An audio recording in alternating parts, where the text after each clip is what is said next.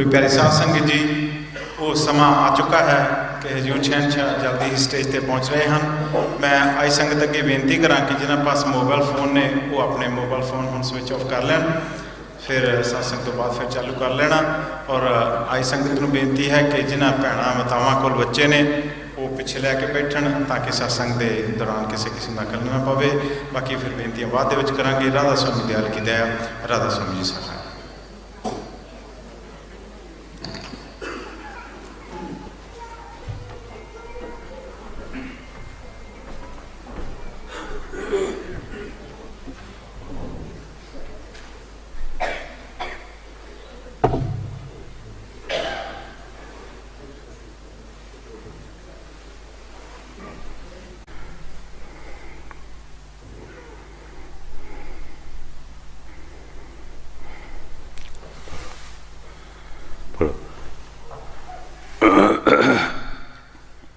बाणी श्री गुरु ग्रंथ साहिब जी गौड़ी महला तीजा। इस जुग का धर्म पढ़ो तुम पाई,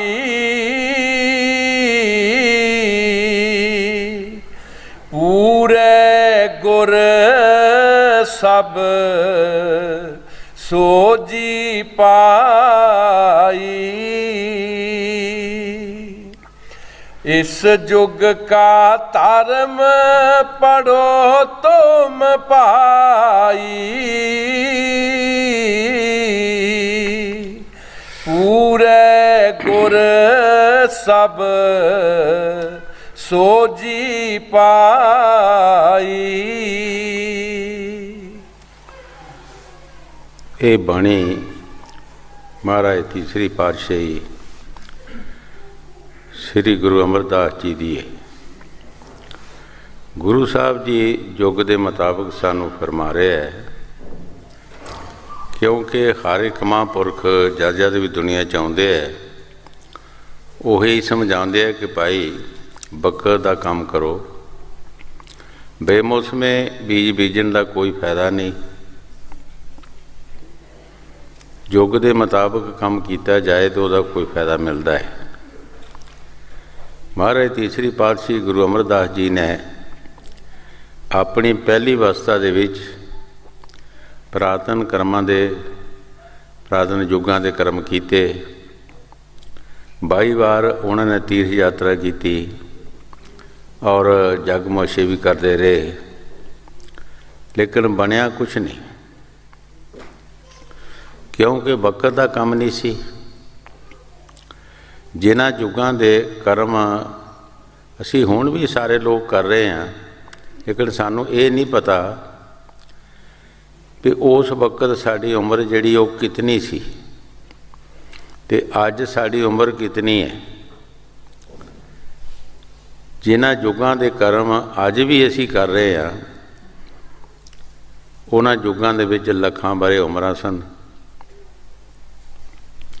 और अज 100 साल काल भगवान ने साड़ी उम्र रखी है। 100 साल का भी कोई विरला ही बंदा हुंदा, आम नहीं। सानू ये समझ नहीं आउंदी। कई बार अगे भी सोचा है कि बड़े बड़े साइंसदान पढ़े लिखे भी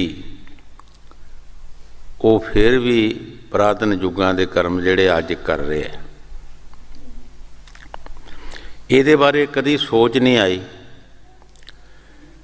कि जिस युग के असी कर्म कर रहे हैं इस युग दे विच साडी उम्र कितनी सी, ते जिहड़े असी हुण कर्म कर रहे हैं इस युग विच साडी उम्र कितनी है।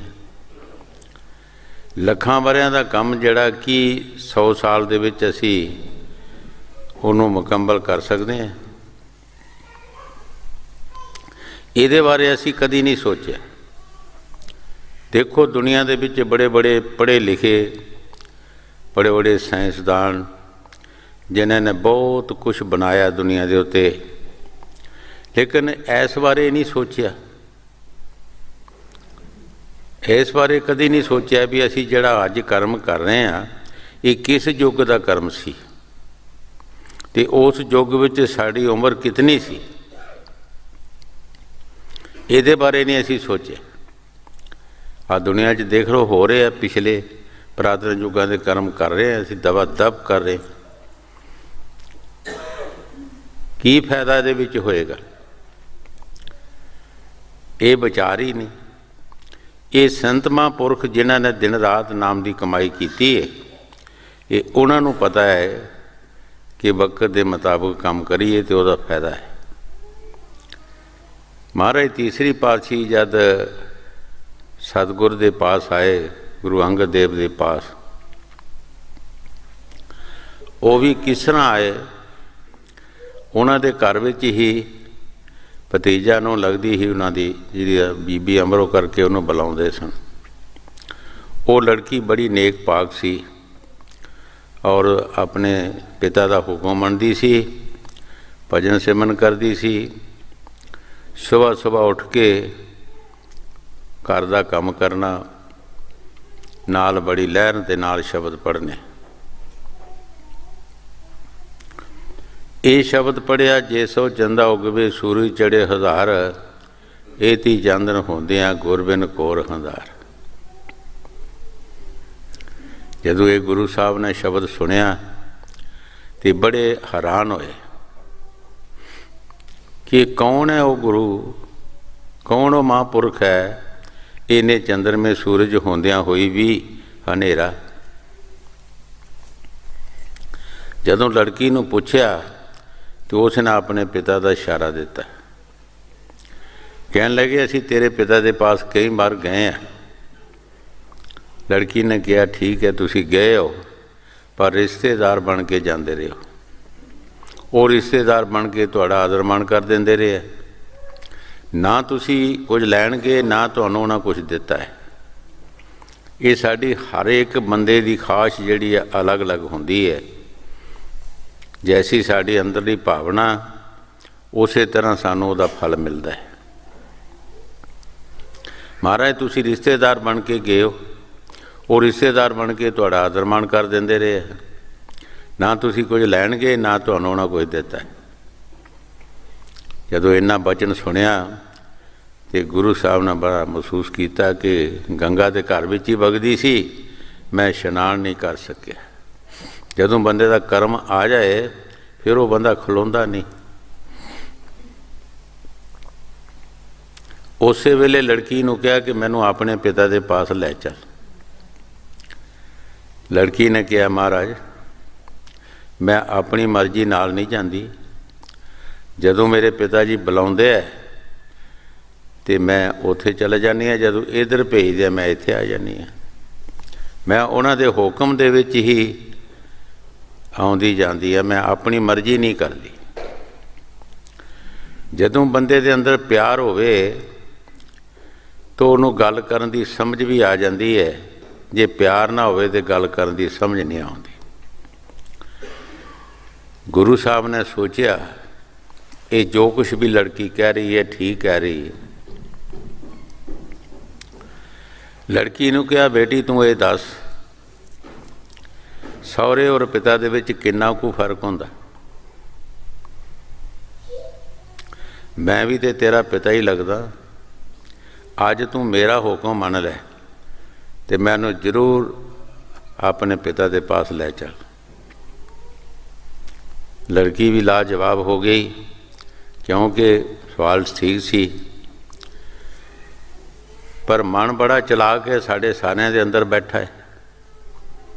ਰਸਤੇ ਵਿੱਚ ਕਈ ਬਲਵਲੇ ਅੰਦਰ ਆਏ ਕਿ ਉਹ ਸਾਡੇ ਰਿਸ਼ਤੇਦਾਰ, ਇਕੱਠੇ ਅਸੀਂ ਰਹਿੰਦੇ ਬਹਿੰਦੇ ਸੀ, ਅੱਜ ਉਹਦੇ ਵਿੱਚ ਰੱਬੀ ਤਾਕਤ ਕਿੱਥੋਂ ਆ ਗਈ ਹੈ। ਫਿਰ ਵੀ ਲੜਕੀ ਦੇ ਨਾਲ ਚਲਾ ਗਏ। ਜਦੋਂ ਗੁਰੂ ਸਾਹਿਬ ਜੀ ਅੱਗੋਂ ਆਦਰ ਮਾਣ ਕਰਨ ਲੱਗੇ, ਕਹਿਣ ਲੱਗੇ ਹੁਣ ਸਾਡਾ ਆਦਰ ਮਾਣ ਨਾ ਕਰਿਓ, ਅਸੀਂ ਤੁਹਾਡੇ ਰਿਸ਼ਤੇਦਾਰ ਬਣ ਕੇ ਨਹੀਂ ਆਏ, ਤੁਹਾਡੇ ਅਸੀਂ ਸੇਵਾਦਾਰ ਬਣ ਕੇ ਆਏ। ਕੋਈ ਸੇਵਾ ਬਖਸ਼ੋ, ਦਿਆ ਕਰੋ, ਨਾਮਦਾਨ ਬਖਸ਼ੋ। ਜਦੋਂ ਕਰਮ ਆ ਜਾਏ ਫਿਰ ਬੰਦਾ ਨਹੀਂ ਖਲੋਂਦਾ। ਗੁਰੂ ਸਾਹਿਬ ਨੇ ਸੋਚਿਆ ਇਹ ਹੁਣ ਕੁਝ ਲੈਣ ਆਏ ਹੈ, ਪਰ ਦਈਏ ਕਿਹਨੂੰ? ਹਰ ਬੰਦੇ ਦੇ ਅੰਦਰ ਜੋ ਵੀ ਕੋਈ ਕੰਮ ਕਰਦਾ ਹੈ ਉਹਦਾ ਥੋੜ੍ਹਾ ਬਹੁਤਾ ਅੰਦਰ ਮਾਣ ਹੁੰਦਾ ਹੈ। 22 ਵਾਰ ਤੀਰਥ ਯਾਤਰਾ ਕਰਨਾ ਕੋਈ ਸੌਖੀ ਗੱਲ ਨਹੀਂ ਹੈ। ਕਿਤਨਾ ਉਹਨਾਂ ਨੇ ਆਪਣੇ ਧਨ ਖਰਚ ਕੀਤਾ ਹੋਏਗਾ, ਕਿਤਨਾ ਟਾਈਮ ਲੱਗਾ ਹੋਏਗਾ, ਕਿਤਨੀਆਂ ਮੁਸ਼ਕਿਲਾਂ ਕੱਟੀਆਂ ਹੋਣਗੀਆਂ ਔਰ ਜਗਮੋਸ਼ੇ ਵੀ ਕੀਤੇ। ਗੁਰੂ ਸਾਹਿਬ ਨੇ ਸੋਚਿਆ ਇਹਨੂੰ ਕੋਈ ਐਸੀ ਕਰੜੀ ਸੇਵਾ ਦਸੀਏ ਜਲਦੀ ਤੋਂ ਜਲਦੀ ਸਾਫ਼ ਹੋਵੇ। ਭਾਈ ਅੱਗੇ ਤੂੰ ਤੀਰਥਾਂ ਦਾ ਇਸ਼ਨਾਨ ਕਰਦਾ ਸੀ, ਹੁਣ ਪਾਣੀ ਲਿਆ ਕੇ ਸਾਨੂੰ ਇਸ਼ਨਾਨ ਕਰਾਇਆ ਕਰ। ਮਨਜ਼ੂਰ ਕਰ ਲਿਆ। 6 ਮੀਲ ਜਾਣਾ ਔਰ 6 ਮੀਲ ਆਣਾ, 12 ਮੀਲ ਰੋਜ਼ ਦਾ ਸਫ਼ਰ, ਬਿਰਧ ਅਵਸਥਾ। ਇਹ ਔਖਾ ਹੈ, ਬੜਾ ਔਖਾ ਕੰਮ ਹੈ, ਸੌਖਾ ਨਹੀਂ ਹੈ। ਗੱਲਾਂ ਤੇ ਕਰਨੀਆਂ ਬੜੀਆਂ ਸੌਖੀਆਂ ਨੇ, ਵੈਸੇ ਕੰਮ ਕਰਨਾ ਬੜਾ ਔਖਾ। 6 ਮੀਲ ਰੋਜ਼ ਦਾ ਜਾਣਾ ਔਰ ਆਉਣਾ, 12 ਮੀਲ ਸਫ਼ਰ ਰੋਜ਼ ਦਾ ਆਉਣਾ। ਸਹੀ ਟਾਈਮ 'ਤੇ ਪਾਣੀ ਲਿਆ ਕੇ ਗੁਰੂ ਸਾਹਿਬ ਨੂੰ ਇਸ਼ਨਾਨ ਕਰਾਉਣਾ। 12 ਸਾਲ ਗੁਜ਼ਰ ਗਏ। 12 ਸਾਲ ਇੱਕ ਛੋਟੀ ਜਿਹੀ ਉਮਰ ਹੁੰਦੀ ਹੈ। 12 ਸਾਲ ਦੇ ਬਾਅਦ ਜਦ ਅੰਦਰ ਸਫਾਈ ਹੋਈ, ਹਜ਼ੂਰ ਕਈ ਵਾਰ ਫਰਮਾਉਂਦੇ ਹੁੰਦੇ, ਜਦੋਂ ਰੰਗ ਰੇਜ ਕੱਪੜੇ ਨੂੰ ਸਾਫ਼ ਕਰ ਦਿੰਦਾ ਹੈ ਤੋ ਆਪਣੀ ਰੰਗ ਵਾਲੀ ਮੜਕੀ 'ਚ ਪਾਉਣ ਵਾਸਤੇ ਦੇਰ ਨਹੀਂ ਲਾਉਂਦਾ। ਦੇਰ ਸਿਰਫ ਕੱਪੜੇ ਨੂੰ ਸਾਫ਼ ਕਰਨ ਵਾਸਤੇ ਲੱਗਦਾ ਹੀ ਹੈ। ਰੰਗ ਵਾਲੀ ਮੜਕੀ ਦੇ ਵਿੱਚ ਪਾਉਣ ਵਾਸਤੇ ਦੇਰ ਨਹੀਂ ਲਾਉਂਦਾ, ਫੌਰਨ ਉਸ ਮੜਕੀ ਵਿੱਚ ਪਾ ਕੇ ਰੰਗ ਚਾੜ੍ਹ ਦਿੰਦਾ ਹੈ। ਇਸੇ ਤਰ੍ਹਾਂ ਸਾਡੇ ਵਿੱਚ ਸਿਰਫ ਸਫਾਈ ਕਰਨ ਵਾਸਤੇ ਸਾਨੂੰ ਦੇਰ ਲੱਗਦੀ ਹੈ, ਉਸ ਚੀਜ਼ ਨੂੰ ਜ਼ਾਹਰ ਹੁੰਦਿਆਂ ਦੇਰ ਨਹੀਂ ਲੱਗਦੀ। ਉਹ ਸਾਡੇ ਵਿੱਚ ਹੀ ਹੈ। ਹਜ਼ੂਰ ਕਈ ਵਾਰ ਫਰਮਾਉਂਦੇ ਹੁੰਦੇ, ਕਿਸੇ ਗੈਸ ਦੇ ਉੱਤੇ 10-20 ਤੱਪੜ ਪਾ ਦਿਓ, ਉਹਦੀ ਰੋਸ਼ਨੀ ਜਿਹੜੀ ਹੈ ਬੰਦ ਹੋ ਜਾਏਗੀ। ਤੁਹਾਨੂੰ ਇਹ ਮਾਲੂਮ ਹੋਏਗਾ ਕਿ ਇੱਥੇ ਰੋਸ਼ਨੀ ਨਹੀਂ ਹੈ, ਲੇਕਿਨ ਰੋਸ਼ਨੀ ਹੈ। ਜਦੋਂ ਤੁਸੀਂ ਇੱਕ ਇੱਕ ਕਰਕੇ ਤੱਪੜ ਚੁੱਕਣਾ ਸ਼ੁਰੂ ਕਰ ਦਿਓਗੇ, ਹੌਲੀ ਹੌਲੀ ਰੋਸ਼ਨੀ ਜਿਹੜੀ ਹੈ, 1-2 ਤੱਪੜ ਰਹੇਗਾ ਵੀ ਉੱਤੇ ਦੇ, ਤਦ ਵੀ ਰੋਸ਼ਨੀ ਬਾਹਰ ਆ ਜਾਂਦੀ ਹੈ। ਔਰ ਜਦੋਂ ਤੁਸੀਂ ਸਾਰੇ ਚੁੱਕ ਦਿਓਗੇ, ਫੌਰਨ ਰੋਸ਼ਨੀ ਜਿਹੜੀ ਹੈ ਬਾਹਰ ਆ ਜਾਏਗੀ। ਇਸੇ ਤਰ੍ਹਾਂ ਸਾਡੇ ਅੰਦਰ ਉਹ ਸ਼ਬਦ ਅਸੀਂ ਕਿਤੇ ਬਾਹਰੋਂ ਨਹੀਂ ਲਿਆਉਣਾ, ਨਾ ਬਾਹਰੋਂ ਕਿਤੋਂ ਆਉਣਾ ਹੈ। ਸਿਰਫ ਉਹ ਸਾਡੇ ਬਦਲਾਂ ਦੇ, ਕਰਮਾਂ ਦੇ ਬਦਲਾਂ ਦੇ ਦਬਾਅ ਦੇ ਥੱਲੇ ਆਇਆ, ਔਰ ਕੋਈ ਗੱਲ ਨਹੀਂ ਹੈਗੀ। ਅਸੀਂ ਜੋ ਮਿਹਨਤ ਕਰਨੀ ਹੈ, ਅਸੀਂ ਇਸ ਵਾਸਤੇ ਮਿਹਨਤ ਕਰਨੀ ਹੈ ਕਿ ਸਾਡੇ ਕਰਮਾਂ ਦੇ ਬਦਲ ਜਿਹੜੇ ਹੈ ਇਹ ਸਾਫ਼ ਹੋਣੇ ਚਾਹੀਦੇ ਹੈ, ਖਤਮ ਹੋਣੇ ਚਾਹੀਦੇ ਹੈ। ਜਦ ਸਾਡੇ ਕਰਮ ਖਤਮ ਹੋ ਜਾਣਗੇ ਤੇ ਉਸ ਚੀਜ਼ ਨੂੰ ਬਾਹਰ ਆਉਂਦਿਆਂ ਦੇਰ ਨਹੀਂ ਲੱਗਦੀ, ਫਿਰ ਕੋਈ ਦੇਰ ਨਹੀਂ ਲੱਗਦੀ। ਮਹਾਰਾਜ ਤੀਸਰੀ ਪਾਤਸ਼ਾਹੀ ਜਦੋਂ 12 ਸਾਲ ਪਾਣੀ ਲਿਆ ਕੇ ਗੁਰੂ ਸਾਹਿਬ ਨੂੰ ਇਸ਼ਨਾਨ ਕਰਾਇਆ, 12 ਸਾਲ ਗੁਜ਼ਰ ਗਏ। 12 ਸਾਲ ਦੇ ਬਾਅਦ ਫੌਰਨ ਉਹ ਸ਼ਬਦ ਜਿਹੜਾ ਪ੍ਰਗਟ ਹੋ ਗਿਆ, ਅੰਦਰ ਸ਼ਬਦ ਦੀ ਆਵਾਜ਼ ਆਉਣਾ ਸ਼ੁਰੂ ਹੋ ਗਈ। ਹਜ਼ਰਤ ਬਹੂ ਸਾਹਿਬ ਨੇ ਵੀ ਬਾਣੀ 'ਚ ਫਰਮਾਇਆ ਹੈ, ਉਸੇ ਸ਼ਬਦ ਨੂੰ ਉਹਨਾਂ ਨੇ ਇਸ਼ਕ ਕਰਕੇ ਫਰਮਾਇਆ। ਜਦੋਂ ਵੀ ਉਹ ਸ਼ਬਦ ਜ਼ਾਹਰ ਹੋ ਜਾਂਦਾ ਹੈ, ਜਦੋਂ ਵੀ ਉਹ ਸ਼ਬਦ ਅੰਦਰ ਆਉਣਾ ਸ਼ੁਰੂ ਹੋ ਜਾਂਦਾ ਹੈ, ਫਿਰ ਨਹੀਂ ਉਹ ਖਲੋਣ ਦਿੰਦਾ, ਫਿਰ ਨਹੀਂ ਉਹ ਖਲੋਣ ਦਿੰਦਾ, ਨਾ ਸੌਣ ਦਿੰਦਾ, ਨਾ ਬਹਿਣ ਦਿੰਦਾ, ਨਾ ਉਹ ਕੋਈ ਹੋਰ ਕੰਮ ਕਰਨ ਦਿੰਦਾ। ਉਹਨਾਂ ਆਪਣਾ ਕੰਮ ਜਾਰੀ ਰੱਖਣਾ ਹੀ ਰੱਖਣਾ ਹੈਗਾ। ਹਜ਼ਰਤ ਬਹੂ ਸਾਹਿਬ ਨੇ ਬਾਣੀ 'ਚ ਫਰਮਾਇਆ, ਇਸ਼ਕ ਨੇ ਸਾਨੂੰ ਲਿਸਿਆ ਜਾਂਦਾ, ਬੈਠਾ ਅਣਮੁਹਾੜੀ ਹੂ, ਨਾ ਸੌਵੇ ਨਾ ਸੌਣ ਦੇਵੇ, ਜਿਵੇਂ ਬਾਲ ਰਿਆੜੀ।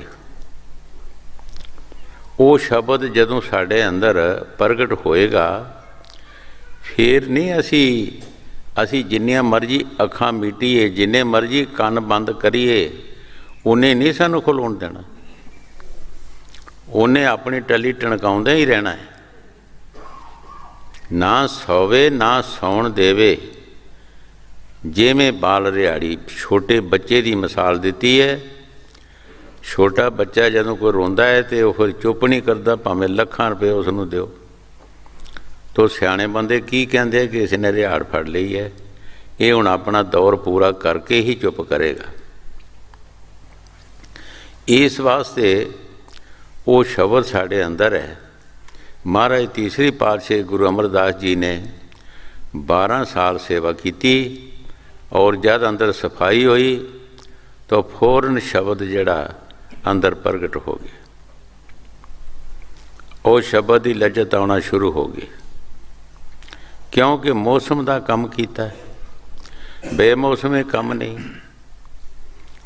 ਉਹਨਾਂ ਬਾਣੀ ਵਿੱਚ ਜੋ ਫਰਮਾਇਆ ਠੀਕ ਫਰਮਾਇਆ। ਐਸ ਯੁਗ ਕਾ ਧਰਮ ਪੜ੍ਹੋ ਭਾਈ, ਪੂਰੇ ਸਤਿਗੁਰ ਸੋਝੀ ਪਾਈ। ਪੂਰੇ ਸਤਿਗੁਰ ਦਾ ਪਤਾ ਫੇਰ ਲੱਗਾ। ਪਹਿਲਾਂ ਝੂਠੇ ਗੁਰੂਆਂ ਦੇ ਮਗਰ ਵੀ ਫਿਰਦੇ ਰਹੇ, ਝੂਠੇ ਕੰਮ ਵੀ ਕਰਦੇ ਰਹੇ, ਲੇਕਿਨ ਜਿਹੜੀ ਅਸਲੀ ਚੀਜ਼ ਸੀ ਉਹ ਨਹੀਂ ਆਈ। ਜਦੋਂ ਅਸਲੀ ਚੀਜ਼ ਆਈ ਤੇ ਫਿਰ ਆਪ ਹੀ ਕਿਹਾ ਹੈ ਕਿ ਸਾਨੂੰ ਸੋਝੀ ਕਿਸ ਨੇ ਪਾਈ ਹੈ? ਪੂਰੇ ਸਤਿਗੁਰ ਨੇ। ਨਹੀਂ ਤਾਂ ਸਾਨੂੰ ਕੋਈ ਸੋਝੀ ਨਹੀਂ ਸੀ, ਕੋਈ ਸਾਨੂੰ ਸਮਝ ਨਹੀਂ ਸੀ। ਅਸੀਂ ਪੁਰਾਤਨ ਕਰਮ ਕਰਦੇ ਸੀ, ਜਿਨ੍ਹਾਂ ਯੋਗਾਂ ਦੇ ਲੱਖਾਂ ਵਰੇ ਉਮਰਾਂ ਸਨ, ਹਜ਼ਾਰਾਂ ਵਰੇ ਸਨ, ਉਹ ਅਸੀਂ ਕੰਮ ਕਰਦੇ ਸੀ। ਲੇਕਿਨ ਇਹ ਵੀ ਸਾਨੂੰ ਪੂਰੇ ਸਤਿਗੁਰ ਨੇ ਹੀ ਸੋਝੀ ਪਾਈ ਹੈ ਕਿ ਭਾਈ ਵਕਤ ਦਾ ਕੰਮ ਕਰੋ, ਵਕਤ ਦਾ ਕੰਮ ਕਰੋ, ਬੇਵਕਤੇ ਕੰਮ ਦਾ ਕੋਈ ਫਾਇਦਾ ਨਹੀਂ। ਹਾਂਜੀ। इस युग का धर्म पढ़ो तुम भाई, पूरे गुर सब सोजी पाई। एथे अगे हर नाम सखाई, एथे अगे हर नाम सखाई। गुरु साहब जी उस नाम की तारीफ कर रहे हैं, बड़े प्यार नाल दस रहे हैं कि भाई इत्थे और अगे उस नाम ने ही साड़ी सहायता करनी है, इत्थे भी और अगे भी। बाणी च गुरु साहब जी फरमाते हैं, जे मार्ग के गिणे न कोसा, हर का नाम तेरे संग तोसा। ऐ पुरुष जिस मार्ग तू तुरना है वो बहुत लंबा मार्ग है, ਉਹਦੇ ਕੋਹ नहीं गिने जाते। तू की खाएगा ਜਿਹੜੀ तेरी खुराक तू ਇੱਥੇ ਇਕੱਠੀਆਂ कर ਰਿਹਾ, ये खुराक ਇੱਥੇ रहनी है, ये खुराक तेरे नाल नहीं जानी। तू उत्थे की खाएगा? तो गुरु साहब जी फरमा रहे हैं कि जेड़ा तू नाम जपेगा, ईश्वर की भगती करेगा, वो तेरी खुराक बन जाएगी, वो तेरी खुराक बन जाएगी। दर्शन कीतियां जिन्हां दी भुख लथी, उन्हों ये भुख नहीं रहिंदी, फिर उहदी भुख जिहड़ी हुंदी है भुख बदल जाती है। साड़ी हर एक चीज़ जिहड़ी है ये भजन करदियां करदियां बदल जाती है। ये जिहड़ी सानू दुनिया की खुदिया दुनिया की भुख है, ये मुक जाती है, ये बदल जाती है। ये भुख साड़ी इस चीज़ नाल बाहरले अनदेव नाल ही जाती है। जिहड़ी अंदरली भुख है वो अपने मुर्शद के दर्शन नाल, दर्शन कीतियां जिन्हां दी भुख लथी, बिना खाद्या पीतियां रजिया है। बगैर खाण पीण दे वो खुद ही रज जाते हैं, उन्होंने किसी भी चीज़ की जरूरत नहीं रहिंदी। तुसी ये सारे जानते हो, कई बार साखी सुनाई है, जदों कृष्ण महाराज जी पांडवां का फैसला कराने वास्ते गए है ਦੁਰਯੋਧਨ ਦੇ ਪਾਸ। ਦੁਰਯੋਧਨ ਨੂੰ ਕਿਹਾ ਕਿ 5 ਪਿੰਡ ਦੇ ਦੇ, ਇਹ 5 ਭਰਾ ਗੁਜ਼ਾਰਾ ਕਰ ਲੈਣਗੇ। ਦੁਰਯੋਧਨ ਮਾਣ ਵਿੱਚ ਆ ਗਿਆ ਕਿ ਅਸੀਂ ਇਸ ਵਕਤ ਰਾਜੇ ਹਾਂ, ਪਾਤਸ਼ਾਹ ਹਾਂ, ਸਾਰੀ ਸੈਨਾ ਸਾਡੇ ਪਾਸ ਹੈ, ਮਾਇਆ ਸਾਡੇ ਪਾਸ ਹੈ, ਦੁਨੀਆ ਸਾਡੀ ਹੈ, ਇਹ ਸਾਨੂੰ 5 ਕੀ ਕਰ ਸਕਦੇ ਹੈ। ਪਰ ਬਾਣੀ 'ਚ ਫਰਮਾਉਂਦੇ ਆ ਗੁਰੂ ਸਾਹਿਬ ਜੀ, ਤੇਰਾ ਮਾਣ ਖੁਦਾ ਨੂੰ ਨਾ ਭਾਵੇ, ਬੰਦਿਆ ਤੂੰ ਮਾਣ ਨਾ ਕਰੇ। ਕੀ ਜਵਾਬ ਦਿੱਤਾ ਕ੍ਰਿਸ਼ਨ ਮਹਾਰਾਜ ਨੂੰ ਕਿ ਸਾਡੇ ਨਾਲ ਜੰਗ ਕਰਨ ਅਤੇ ਜੰਗ ਕਰਕੇ ਲੈ ਲੈਣ। ਕਈ ਵਾਰ ਅੱਗੇ ਵੀ ਸੋਚਿਆ ਕਿ ਦੇਖੋ ਅਸੀਂ ਜਿਹਨਾਂ ਜਵਾਨਿਆਂ ਨੂੰ ਕਹਿੰਦੇ ਹਾਂ ਕਿ ਬੜੇ ਧਰਮੀ ਜਵਾਨੇ ਅਤੇ ਬੜੇ ਇਨਸਾਫ ਸਨ, ਅੱਜ ਜਦੋਂ ਉਹਨਾਂ ਦੇ ਇਤਿਹਾਸ ਪੜ੍ਹੇ ਜਾਣ ਤਾਂ ਪਤਾ ਲੱਗਦਾ ਹੈ ਕਿ ਕਿਤਨਾ ਕੁ ਇਨਸਾਫ ਸੀ, ਕਿਤਨੀ ਕੁ ਇਮਾਨਦਾਰੀ ਸੀ।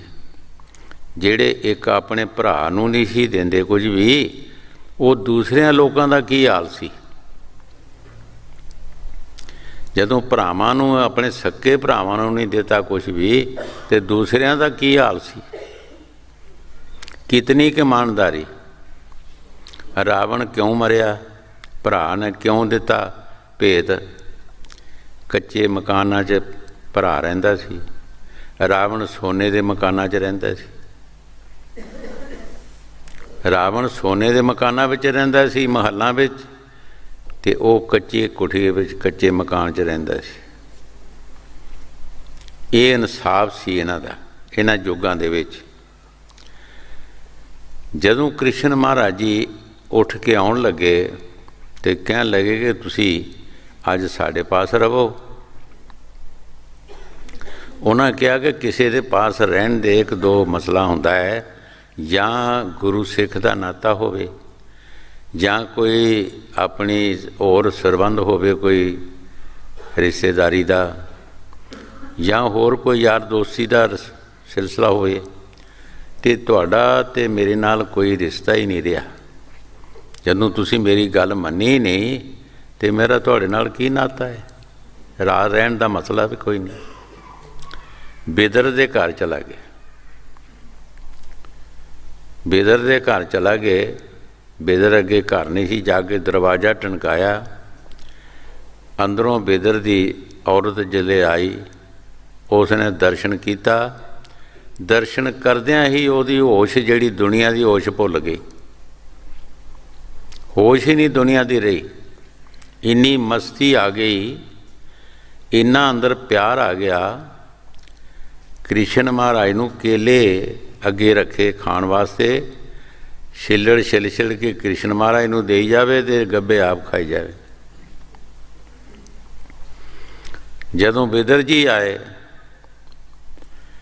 ਅਤੇ ਉਹਨਾਂ ਕਿਹਾ, ਭੋਲੀਏ ਤੂੰ ਕੀ ਕਰ ਰਹੀ ਹੈ? ਗੱਭੇ ਆਪ ਖਾ ਰਹੀ ਹੈ, ਛਿੱਲੜ ਕ੍ਰਿਸ਼ਨ ਮਹਾਰਾਜ ਨੂੰ ਦੇ ਰਹੀ ਹੈ। ਤਾਂ ਹੋਸ਼ ਆ ਗਈ। ਉਹ ਜਿਹੜੀ ਮਸਤੀ ਸੀ ਉਹ ਨਹੀਂ ਰਹੀ। ਫਿਰ ਗੱਭੇ ਲੱਗੀ ਦੇਣ। ਕ੍ਰਿਸ਼ਨ ਮਹਾਰਾਜ ਨੇ ਕਿਹਾ ਕਿ ਉਹ ਸਵਾਦ ਨਹੀਂ ਰਿਹਾ। ਹੁਣ ਜਿਹੜਾ ਪਹਿਲਾਂ ਸਵਾਦ ਸੀ, ਉਹ ਸਵਾਦ ਸੀ ਪਿਆਰ ਦਾ। ਇਹ ਸਵਾਦ ਹੁਣ ਦੁਨੀਆ ਦਾ ਆ ਗਿਆ। ਬੇਸ਼ੱਕ ਉਹ ਛਿੱਲੜ ਸਨ, ਝੂਠੇ ਬੇਰ ਭੀਲਣੀ ਦੇ ਖਾਧੇ, ਉਹ ਪਿਆਰ ਦੇ ਇਹ, ਅਤੇ ਰਿਸ਼ੀਆਂ ਮੁਨੀਆਂ ਦੇ ਪਕਵਾਨ ਪੱਕੇ ਰਹਿ ਗਏ, ਅਤੇ ਝੂਠੇ ਬੇਰਾਂ 'ਚ ਸਵਾਦ ਆਇਆ। ਉਹ ਜਿਹੜਾ ਪਿਆਰ ਹੈ, ਉਹ ਭੁੱਖ ਹੋਰ ਹੈ। ਇਹ ਦੁਨੀਆ ਦੀ ਭੁੱਖ ਜਿਹੜੀ ਹੋਰ ਹੈ। ਦੁਨੀਆ ਦੀ ਭੁੱਖ ਸਾਡੀ ਕਦੀ ਵੀ ਨਹੀਂ ਚੁੱਕ ਸਕਦੀ। ਚਾਹੇ ਰਾਜਾ ਵੀ ਹੋ ਜਾਏਗਾ, ਕੋਈ ਅਰਬਾਂਪਤੀ ਸ਼ਾਹੂਕਾਰ ਵੀ ਬਣ ਜਾਏਗਾ, ਤੁਸੀਂ ਦੇਖ ਲਓ ਕੋਈ ਭੁੱਖ ਚੁੱਕਦੀ ਹੈ ਕਿਸੇ ਦੀ? ਹੈ ਕਿਸੇ ਨੂੰ ਸੰਦੋਖ ਕਿ ਅਸੀਂ ਆਪਣੀ ਜਗ੍ਹਾ 'ਤੇ ਰਹੀਏ, ਨਾ ਅਸੀਂ ਹਜ਼ਾਰਾਂ ਦੇ ਕਤਲ ਕਰੀਏ, ਨਾ ਹਜ਼ਾਰ ਬੱਚੇ ਜਦੋਂ ਜੰਗ ਲੱਗਦੇ ਹੈ, ਹਜ਼ਾਰਾਂ ਕਰੋੜਾਂ ਔਰਤਾਂ ਬੇਵਾ ਹੋ ਜਾਂਦੀਆਂ, ਬੱਚੇ ਯਤੀਮ ਹੋ ਜਾਂਦੇ, ਕਈ ਜੀਵ ਮਾਰੇ ਜਾਂਦੇ ਹੈ। ਕੀ ਹੈ ਕੋਈ ਸੋਝੀ ਇਸ ਚੀਜ਼ ਦੀ? ਕਿਸ ਚੀਜ਼ ਪਿੱਛੇ ਅਸੀਂ ਸੰਦੋਖ ਨਹੀਂ? ਸਾਨੂੰ ਆਪਣੀ ਜਗ੍ਹਾ 'ਤੇ ਸੰਦੋਖ ਨਹੀਂ, ਇਹ ਮਨ ਰਜਦਾ ਨਹੀਂ। वो चीज़ जिहड़ी है वो अंदर जिहड़ी है जिहड़ा प्यार है ਉਹਦੇ ਨਾਲ ਬੰਦਾ रजदा है। दर्शन कीतियां जिन्हां दी भुख लथी बिना खाद्यां पीतियां रजिया है। जदों वो दर्शन करते हैं उन्हां दी जिहड़ी अंदरली भुख होंदी आत्मा दी वो खुशी हो जाती है, अंदर बेहिसाब खुशी आ जाती है, उन्हों किसी चीज़ की भुख नहीं रहिंदी। ये मार्ग के गिणे न कोसा हर का नाम तेरे संग तोसा। इस मार्ग दे को नहीं गिने जाते। जदों तू अंदर जाएगा वो तेरा नाम जिहड़ा तू नाम जपना है तेरे अंदर जिहड़ी वो ताकत उही तेरी खुराक बन जाएगी। इस वास्ते गुरु साहब जी बाणी दे विच जो कुछ फरमा रहे हैं कि पूरे सतगुर ने सानू सोझी पाई। सानू नहीं सी पता असी की काम कर रहे हैं ਜਾਂ सानू की ये चो फायदा होना है, पर पूरे सतगुर ने सानू सोझी पाई है कि भाई बकत का काम करो, बेवकता काम ना करो। हाँ जी। इत्थे अगे हर नाम सखाई, राम पढ़ो मन करो विचार, गुर प्रसादी मैल उतार। गुरु साहब जी बड़े प्यार दे नाल फरमा रहे हैं, आराम पढ़ो मन करो विचार। संत सानू ये नहीं कहते तुसी जंगलों च जाओ, तुसी किते पहाड़ां ते जाओ, किसी दरियावां च जाओ। कहते नहीं, तुसी इत्थे ही रवो, घर विच रवो। ऐसे दुनिया दे विच तुसी राम राम भी कहो ते नाल नाल थोड़ी ये भी ट्राई करो, विचार भी करो कि क्या कुछ आराम आया, कुछ साढ़े विचों घटिया है। असी राम किस वास्ते करना है, क्यों राम का नाम जपना है कि साड़ियाँ जड़ियाँ आदतां ने, साढ़े विच जड़ियाँ गलतियाँ ने, क्या कुछ घटियाँ कि जे नहीं घटियाँ। साढ़े किसी मोह च फर्क पिया, लोह च फर्क पिया, क्रोध विच फर्क पिया, जां होर साढ़े जड़ियाँ कोई गलतियाँ ने की उहदे च कोई फर्क पिया। नाल नाल ही असी इहदी ट्राई करनी, नाल असी राम भी भजन भी करना है, राम राम भी कहना है, तो नाल नाल ये भी सोची जाना भी क्या कोई फर्क पिया कि नहीं।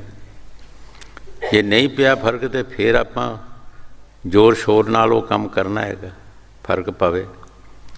इत्थे ही असी उहदी ट्राई करनी है। असी जंगलों च नहीं जाना, किसी पहाड़ां ते नहीं जाना, और किसी जगह जाके ट्राई नहीं, इत्थे ही ट्राई होनी है साडी।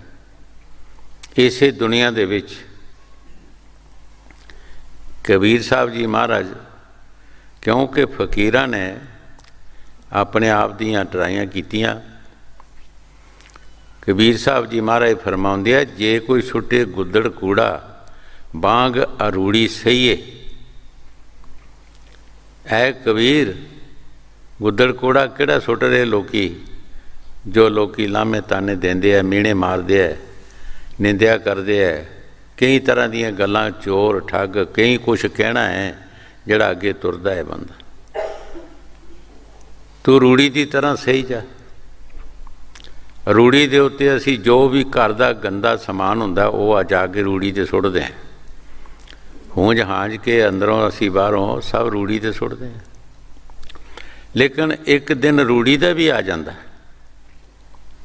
एक दिन ओही रूड़ी जिहड़ी है उहदे विच जिहड़ा तत्त पैदा हुंदा है, उहदे विच जिहड़ी स्टीम पैदा हो जाती है, वो किसी होर चीज़ विच नहीं है। हजूर कई बार फरमाउंदे हुंदे कि तुसीं घ्यो दे कनसर, कोई मीर आदमी होएगा वो अपने खेत दे विच घ्योआं दे कनसर जाके रोड़ देवे, एक पासे रूड़ी पई होवेगी। तुसीं देखियो कि रूड़ी दे विच ताकत ज़्यादा है कि घ्यो च ज़्यादा है। जिस खेत विच रूड़ी पई होएगी वो अपने आप दसेगी, वो फसल अपने आप ही दसदा कि मैं इत्थे रूड़ी पई हैगी। ਜਿਹੜਾ ਉਹ ਤੱਤ ਰੂੜੀ ਵਿੱਚ ਬਣਦਾ ਹੈ ਉਹ ਘਿਓ ਵਿੱਚ ਨਹੀਂ। ਇਸੇ ਤਰ੍ਹਾਂ ਉਹ ਜਿਹੜਾ ਤੱਤ ਜਿਹੜਾ ਫਕੀਰਾਂ ਵਿੱਚ ਬਣ ਜਾਂਦਾ ਹੈ, ਜਿਹੜੀ ਸਬਰ ਸੰਦੋਖ ਦੀ ਝੋਲੀ ਉਹਨਾਂ ਅੱਡੀ ਹੁੰਦੀ ਹੈ, ਰੱਖੀ ਹੁੰਦੀ ਹੈ, ਉਹਦੇ ਵਿੱਚ ਪਾਈ ਜਾਂਦੇ ਆ, ਸਭ ਕੁਝ ਪਾਈ ਜਾਂਦੇ ਆ, ਪਾਈ ਜਾਂਦੇ ਆ। ਚੋਰ ਕਹੋ ਤਦ ਵੀ ਠੀਕ ਹੈ, ਸਾਧ ਕਹੋ ਤਦ ਵੀ ਠੀਕ ਹੈ, ਜੋ ਮਰਜ਼ੀ ਤੁਸੀਂ ਕਹੀ ਜਾਓ, ਉਸ ਝੋਲੀ ਵਿੱਚ ਪਾਈ ਜਾਂਦੇ ਆ। ਇੱਕ ਦਿਨ ਰੂੜੀ ਦੀ ਤਰ੍ਹਾਂ ਫਿਰ ਉਹਦਾ ਤੱਤ ਪੈਦਾ ਐਸਾ ਹੋ ਜਾਂਦਾ ਹੈ ਕਿ ਹਜ਼ਾਰਾਂ ਕਰੋੜਾਂ ਜੀਵਾਂ ਨੂੰ ਉਹਦਾ ਫਾਇਦਾ ਮਿਲਦਾ ਹੈ, ਲੱਖਾਂ ਜੀਵਾਂ ਨੂੰ ਫਾਇਦਾ ਮਿਲ ਜਾਂਦਾ ਉਸਦਾ। ਇਤਨਾ ਉਹਦੇ ਵਿੱਚ ਉਹ ਤੱਤ ਪੈਦਾ ਹੋ ਜਾਂਦਾ ਹੈ, ਤਾਕਤ ਆ ਜਾਂਦੀ ਹੈ। ਇਸ ਵਾਸਤੇ ਗੁਰੂ ਸਾਹਿਬ ਜੀ ਬਾਣੀ ਜੀ ਜੋ ਫਰਮਾ ਰਹੇ ਠੀਕ ਫਰਮਾ ਰਹੇ ਹੈ ਕਿ ਸਿਰਫ ਰਾਮ ਰਾਮ ਨਹੀਂ ਕਹਿਣਾ, ਨਾਲ ਨਾਲ ਅਸੀਂ ਟਰਾਈ ਵੀ ਕਰਨੀ ਹੈ, ਦੇਖਣਾ ਵੀ ਹੈ ਕਿ ਕੀ ਸਾਡੇ ਵਿੱਚ ਰਾਮ ਆਇਆ, ਕੋਈ ਫਰਕ ਪਿਆ ਹੈ, ਕਿਸੇ ਚੀਜ਼ ਦਾ ਫਰਕ ਪਿਆ ਜਾਂ ਨਹੀਂ ਪਿਆ। ਜਿਹੜੀਆਂ ਸਾਡੇ ਵਿੱਚ ਅੱਗੇ ਚੀਜ਼ਾਂ ਹੈਗੀਆਂ ਉਹਨਾਂ ਵਿੱਚ ਕੋਈ ਨਰਵਾਈ ਆਈ ਹੈ, ਕੋਈ ਸ਼ਾਂਤੀ ਆਈ ਹੈ, ਕੋਈ ਉਹਦੇ 'ਚ ਪਿਆਰ ਆਇਆ ਜਾਂ ਨਹੀਂ ਆਇਆ। ਇਹ ਅਸੀਂ ਇੱਥੇ ਹੀ ਟਰਾਈ ਕਰਨੀ। ਰਾਮ ਪੜ੍ਹੋ, ਮਨ ਕਰੋ ਵਿਚਾਰ, ਨਾਲ ਨਾਲ ਵਿਚਾਰ ਕਰਨੀ ਹੈ। ਹਾਂਜੀ, ਰਾਮ ਪੜੋ ਮਨ ਕਰੋ ਵਿਚਾਰ, ਗੁਰ ਪ੍ਰਸਾਦੀ ਮੈਲ ਉਤਾਰ,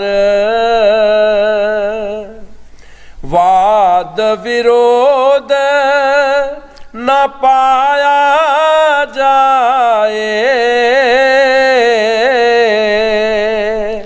ਮਨ ਤਨ ਫੀਕਾ ਦੂਜੇ ਪਾਏ। ਗੁਰੂ ਸਾਹਿਬ ਜੀ ਬੜੇ ਪਿਆਰ ਦੇ ਨਾਲ ਫਰਮਾ ਰਹੇ ਹੈ ਕਿ ਬਹਿਸ ਮੁਹਾਸਿਆਂ ਦੇ ਨਾਲ ਅਸੀਂ ਉਸ ਪਰਮਾਤਮਾ ਨੂੰ ਨਹੀਂ ਪਾ ਸਕਦੇ। ਨਾ ਬਹਿਸ ਮੁਹਾਸਿਆਂ ਦੇ ਵਿੱਚ ਮਾਲਕ ਖੁਸ਼ ਹੁੰਦਾ ਹੈ। ਜਿਸ ਨੇ ਵੀ ਪਾਇਆ ਹੈ ਭਾਈ, ਉਸ ਨੇ ਨਰਮਾਈ ਨਾਲ, ਧੀਰਜ ਨਾਲ, ਵਿਵੇਕ ਨਾਲ ਅੰਦਰ ਦਇਆ ਪੈਦਾ ਕੀਤੀ। ਜੋ ਵੀ ਕਿਸੇ ਨੇ ਕਿਹਾ ਠੀਕ ਹੈ ਜੀ, ਜੇ ਤੂੰ ਬੜਾ ਹੈ ਤੇ ਠੀਕ, ਤੂੰ ਬੜਾ ਹੀ ਰਹੋ, ਅਸੀਂ ਤੈਨੂੰ ਕਿਹੜਾ ਛੋਟਾ ਬਣਾਉਂਦੇ ਹਾਂ। ਪਰ ਬਾਣੀ 'ਚ ਲਿਖਿਆ ਕੌਣ ਬੜਾ ਮਾਇਆ ਵਡਿਆਈ, ਸੋ ਬੜਾ ਜਿਸ ਹਰ ਲਿਵ ਲਾਈ। ਬਾਣੀ ਨਹੀਂ ਮੰਨਦੀ, ਕਹਿੰਦੀ ਨਹੀਂ, ਅਰਮਾਪਤੀ ਬੜਾ ਨਹੀਂ ਹੋ ਸਕਦਾ, ਉਹ ਬੜਾ ਜਿਸ ਨੇ ਪਰਮਾਤਮਾ ਨਾਲ ਲਿਵ ਲਾਈ, ਈਸ਼ਵਰ ਦੀ ਭਗਤੀ ਕਰਦਾ ਜਿਹੜਾ, ਉਹ ਬੜਾ ਹੈ। ਚਾਹੇ ਹਿੰਦੂ, ਮੁਸਲਮਾਨ, ਗਰੀਬ, ਅਮੀਰ, ਇਸਤਰੀ, ਪੁਰਸ਼, ਕੋਈ ਵੀ ਹੈ, ਉਸ ਨੇ ਪਰਮਾਤਮਾ ਨੇ ਉਸ ਨੂੰ ਉਹਦੀ ਮਿਹਨਤ ਦੇਣੀ ਹੈਗੀ। ਹਾਂਜੀ, ਵਾਦ ਵਿਰੋਧ ਨ ਪਾਇਆ ਜਾਏ, ਮਨ ਤਨ ਫੀਕਾ ਦੂਜੇ ਪਾਏ, ਗੁਰ ਕੈ ਸ਼ਬਦ ਸੱਚ ਲਿਵ ਲਾਏ, ਗੁਰ ਕੈ ਸ਼ਬਦ ਸੱਚ ਲਿਵ ਲਾਏ। ਗੁਰੂ ਸਾਹਿਬ ਜੀ ਜੋ ਬਾਣੀ 'ਚ ਫਰਮਾ ਰਹੇ ਠੀਕ ਫਰਮਾ ਰਹੇ ਹੈ। ਸੰਤਾਂ ਨੇ ਜੋ ਵੀ ਬਾਣੀ 'ਚ ਦੱਸਿਆ ਜਾਂ ਸਿੱਖ ਨੂੰ ਹਦਾਇਤ ਦਿੱਤੀ ਹੈ ਜਾਂ ਸਮਝਾਇਆ, ਉਹਦੇ 'ਤੇ ਚੱਲਣ ਦੀ ਕੋਸ਼ਿਸ਼ ਕਰਦੇ, ਉਹਦੀ ਮਿਹਨਤ ਕਰਦੇ ਹੈ। ਜਦੋਂ ਮਹਾਂਪੁਰਖ ਆਪਣੇ ਸਿੱਖ ਨੂੰ ਕੋਈ ਸਿੱਖਿਆ ਦਿੰਦੇ ਹੈ, ਨਾਮ ਬਖਸ਼ਦੇ ਹੈ, ਉਹਦੀ ਉਹ ਮਿਹਨਤ ਕਰਦੇ ਹੈ। ਉਹ ਬਾਤ ਨਹੀਂ ਕਰਦੇ, ਉਹ ਬਹਿਸ ਮੁਹਾਸੇ ਨਹੀਂ ਕਰਦੇ, ਉਹ ਮਿਹਨਤ ਕਰਦੇ ਹੈ। ਮਿਹਨਤ ਦੇ ਨਾਲ ਉਸ ਚੀਜ਼ ਦੇ ਵਿੱਚੋਂ ਉਸ ਨੂੰ ਫਾਇਦਾ ਹੁੰਦਾ ਹੈ। ਗੱਲਾਂ ਨਾਲ ਤੋਂ ਫਾਇਦਾ ਕੋਈ ਨਹੀਂ ਹੁੰਦਾ। ਤੁਸੀਂ ਕਿਸੇ ਵੀ ਚੀਜ਼ ਦੀਆਂ ਗੱਲਾਂ ਕਰੀ ਜਾਓ, अपनी जमीन नूं कहो मेरी जमीन बहुत चंगी है, बहुत चंगी है, की कणक चौल दे देगी? जब तक तुसी उहदी काश्त ना करोगे, मेहनत ना करोगे। कोई दुकान ते लखां रुपये का सौदा पा दिंदा है, लेकिन जब तक बैठदा नहीं, मेहनत नहीं करता, कोई प्रॉफिट नहीं उन्होंने मिलती। फकीर जिहड़े है, जो सतगुरु उन्होंने दया दिंदा है, वो शब्द दिंदा, उहदी मेहनत करदे है। अंदर सच वो शब्द जिहड़ी साडे अंदर धारा आ रही है, जिहड़ी साडे अंदर वो शब्द की धारा आ रही है, वो सच है। वो अज भी है, पहला भी सी ते फिर भी उसे ने रहना। वो हर एक बंदे दे अंदर है। ये नहीं कि साडे अंदर है या और दूसरे मुसलमान या हिंदू दे या स्त्री पुरुष दे नहीं हैगी, वो सारिਆਂ दे अंदर हैगी। असी मुरशद के मुताबिक मेहनत करके उस सच दे नाल अपना कनैक्शन जोड़ना। संत यही कहते हैं, भाई सुरती भी तेरे अंदर है और शब्द भी तेरे अंदर है। वो धुर धाम से आ रहा है, तू सिर्फ अपनी सुरती नूं उहदे नाल लगा दे और कुछ नहीं करना। तू उधर अपना ख्याल कर दे, उस पासे लगा दे। वो सच है, अज भी है, पहला भी सी ते फिर भी उसे ने रहना है। जब तक साड़ी सुरती उस सच नाल शब्द नाल मिलती नहीं, तो सानू कोई फायदा नहीं होंदा। जब साड़ी सुरती उस सच नाल मिल जाएगी शब्द दे नाल, तो शब्द सचखंड देश चों भी आ रहा है और सचखंड देश भी जा रहा है। एक दिन असी भी अपने देश पहुँच जावांगे उस दे नाल मिल के। हजूर कई बार फरमाउंदे हुंदे सी कि हज़ारां मणां दा लोहा जहाज़ां 'ਚ लगा हुंदा है, लकड़ी दे नाल, लकड़ी दे नाल ही लोहा तर जांदा। लोहा एक तोला भी तुसी पानी 'ਚ सुट्टो ते तर नहीं सकदा, पर लकड़ी दे नाल तुसी जहाज़ां नूं देखो कि हज़ारां मणां दा लोहा भी लगा हैगा, सरी लकड़ कल्ली नहीं है, वो लोहा भी उहदे नाल तर गया। इस तरह जो मुरशद सानू तरीका दसदा है, उस तरीके नाल असी चल के ते उस शब्द दे नाल मिलना है जिहड़ा साडे अंदर आ रहा है। उहदे नाल असी मिलना है, अपनी सुरती नूं उहदे नाल जोड़ना है। एक दिन असी जरूर अपने देश पहुँच जावांगे। ये कदी नहीं हो सकता कि असी ना जाइए। हाँ जी। गुर के शब्द सच लिव लाए, मैं लाए संसारा,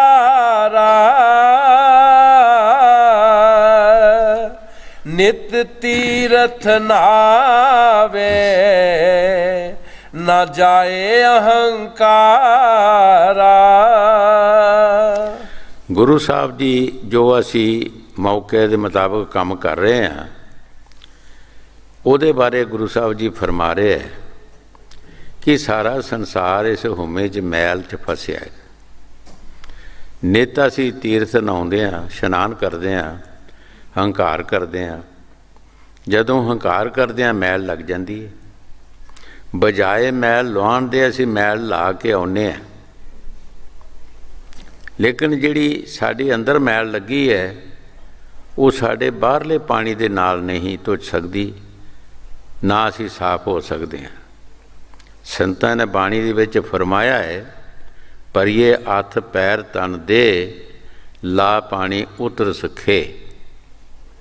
जदों साडा शरीर मिट्टी घट्टे नाल भरिया जांदा है, तो असी पानी दे विच इशनान करके अपने साफ हो जाते हैं। मूत पलीत कपड़ हो, ला सबूण लईए तो। जदों साडे कपड़े मैले हो जाते हैं, फिर सानू साबण की जरूरत है। सोडे साबण की जरूरत है, उसनूं ला के असी उहदी मैल जिहड़ी है कट सकते हैं, साफ कर सकते हैं। परिए मत पापां के संग, वो उतरे नामे के रंग। साड़ी मत जिहड़ी पापां दे नाल भरी जानी है, जिथे ਉਹ ਮੈਲ ਲੱਗੀ ਹੈ, ਉੱਥੇ ਨਾ ਸੋਡਾ ਜਾਂਦਾ, ਨਾ ਸਾਬਣ ਜਾਂਦਾ, ਨਾ ਇਹ ਪਾਣੀ ਜਾਂਦਾ। ਉੱਥੇ ਨਾਮ ਦੀ ਜ਼ਰੂਰਤ ਹੈ। ਉਹ ਨਾਮ ਦੇ ਨਾਲ ਹੀ ਸਾਫ਼ ਹੋਏਗਾ, ਔਰ ਕਿਸੇ ਚੀਜ਼ ਨਾਲ ਸਾਫ਼ ਨਹੀਂ ਹੋਏਗਾ। ਬਾਹਰਲੇ ਇਸ਼ਨਾਨ ਕਰਨ ਨਾਲ ਗੁਰੂ ਸਾਹਿਬ ਜੀ ਫਰਮਾ ਰਹੇ ਸਾਡੇ 'ਚ ਹਉਮੈ ਪੈਦਾ ਹੋ ਜਾਂਦੀ ਹੈ, ਹੰਕਾਰ ਪੈਦਾ ਹੋ ਜਾਂਦਾ ਹੈ। ਘਰ ਘਰ ਅਸੀਂ ਦੱਸਣਾ ਸ਼ੁਰੂ ਕਰ ਦਿੰਦੇ ਹਾਂ, ਅਸੀਂ ਇੰਨਾ ਦਾਨ ਕੀਤਾ ਹੈ, ਇੰਨਾ ਜਗ ਕੀਤਾ, ਅਸੀਂ ਇੰਨਾ ਇਸ਼ਨਾਨ ਕੀਤਾ ਹੈ। ਸਾਡੇ ਵਿੱਚ ਉਹ ਹੰਕਾਰ ਪੈਦਾ ਹੋ ਜਾਂਦਾ ਹੈ। ਬਜਾਏ ਮੈਲ ਲਾਹਣ ਦੇ ਸਾਨੂੰ ਮੈਲ ਲੱਗ ਜਾਂਦੀ, ਔਰ ਉਹਨਾਂ ਨੇ ਉਹ ਕੰਮ ਕੀਤਾ ਹੈ। ਮਹਾਰਾਜ ਤੀਸਰੀ ਪਾਤਸ਼ਾਹੀ ਨੇ ਪਹਿਲੀ ਅਵਸਥਾ ਦੇ ਵਿੱਚ ਇਹ ਕੰਮ ਕੀਤਾ ਹੈ।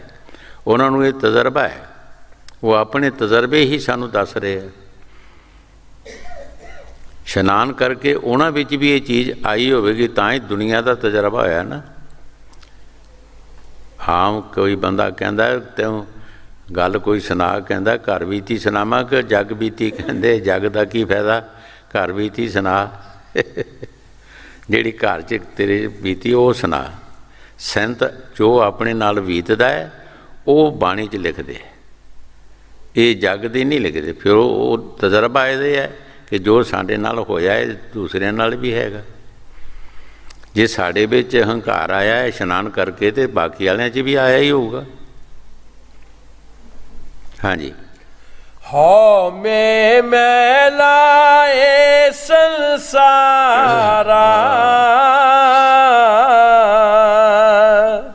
ਨਿਤ ਤੀਰਥ ਨਾਵੇ, ਨਾ ਜਾਏ ਅਹੰਕਾਰਾ।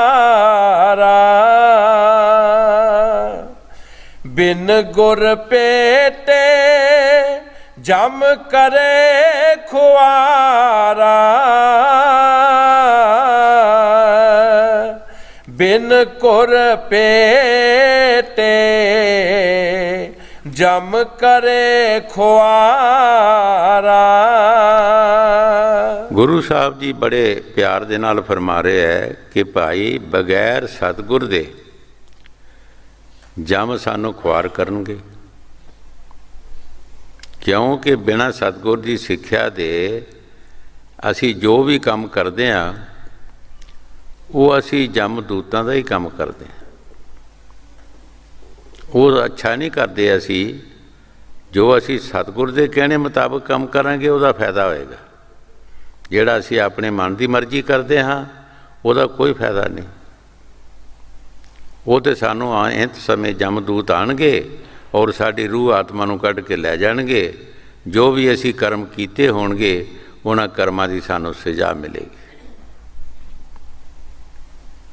ਉਹ ਕਦੀ ਵੀ ਸਾਨੂੰ ਮਾਫ ਨਹੀਂ ਕਰ ਸਕਦੇ।